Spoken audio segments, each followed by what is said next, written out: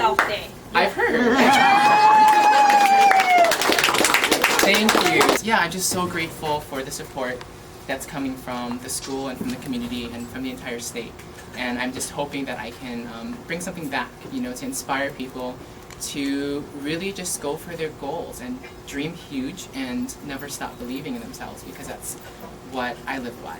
This wasn't my first time auditioning, so, you know, if you audition, if you do anything, if you don't get what you want, don't give up. Because if I gave up, I wouldn't be where I am now, and I wouldn't have made it on the show. And I wasn't ready when I first auditioned. You know, I thought I was, and in hindsight, I really realized that I didn't have everything that I have now. And the main thing is your voice and who you are, your design aesthetic. So I'm looking at all the students now because I see you guys here. But the main thing is, yeah, sticking to who you are and maintaining what you believe in. And that's going to shine brighter than anything else that you can be put through. You can show a collection that's black, but if your design is there and if your voice is there, it'll show through. So each piece was taken up. Everything is silk and cotton and bamboo. And that gown was also hand-dyed while I was here before I went up there.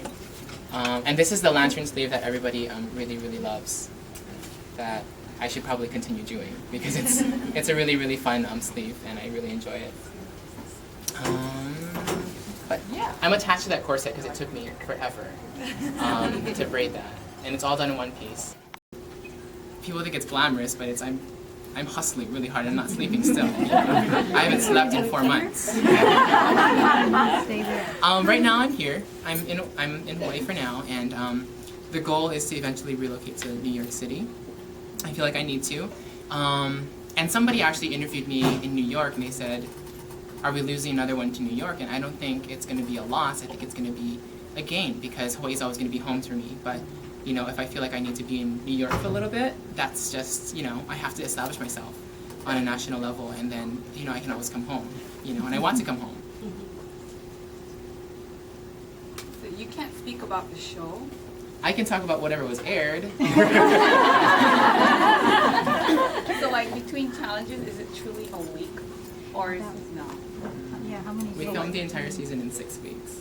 Oh, so it's like... Yeah, so when we wake up in the morning and we look crazy, only? that's real. Yeah.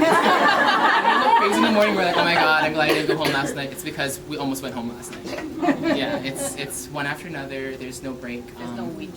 There's no week in between, and so that's a tougher thing. And I always say that to be on the show, you have to be more than a good designer. You have to be able to work under those pressures. And a lot of creatives can't. You know, it's a struggle. Even for me, it was a real struggle some weeks. And there were some mornings that I honestly woke up and I was like, I don't want to do this anymore. You know, that's just because I was so tired and just exhausted and homesick. Just, you know, and that's why I was so shaken when they brought my mom up. You know, because I wasn't concentrating at home. I was focused on competing, and so it's a different world. You're put into a bubble, and yeah, so it's really tough, but it's also an amazing experience at the same time.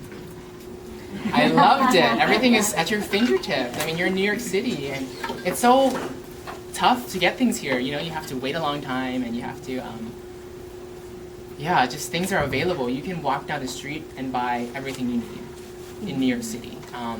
And factories are there. I was there this past week for the launch with Heidi Klum, and I was staying with Ivy Higa. And Ivy Higa is living in New York City, and while I was there, she took me to her factory, which was a really fortunate thing for me. She took me to the factory she works with, and just, I mean, she lives in a 1-bedroom apartment, but everything is so available there that she has people to outsource things to, and so to me, that's everything. You know, that's the world we want to be in.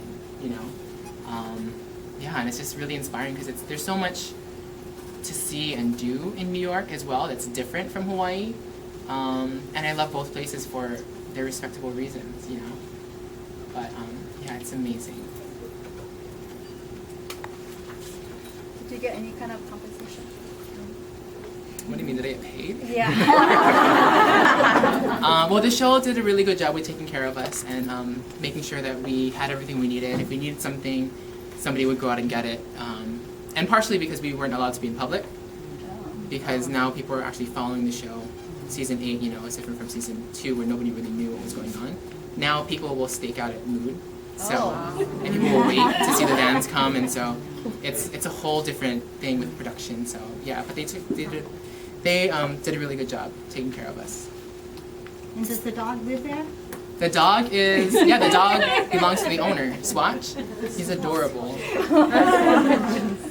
He's really fun. He's a sweetheart. So you're pretty isolated then throughout the whole process.